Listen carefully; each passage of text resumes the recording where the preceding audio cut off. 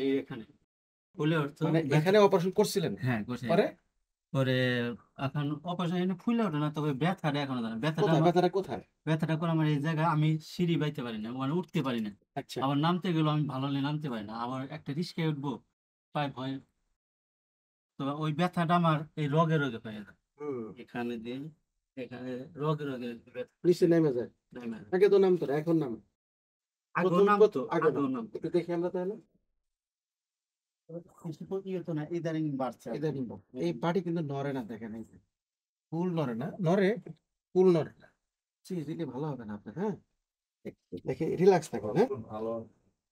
1 2 3। এত বড় সিঁড়ি তো আর নাই, তাই না? আছে নাকি? এটার মধ্যে আর উঠবেন আপনি? এত বড় সিঁড়ি কিন্তু আসলে নাই। উঠেন দি, বিসমিল্লাহ। নিশ্চিন্তে ওঠেন। উঠে যান। হ্যাঁ, উঠেন। ওই বাস, আবার নামেন। বিসমিল্লাহ, আবার উঠেন। উঠেন। হ্যাঁ, আমি একটু হেল্প করি। হ্যাঁ। এতে লাগলো? আগের মতো আছে?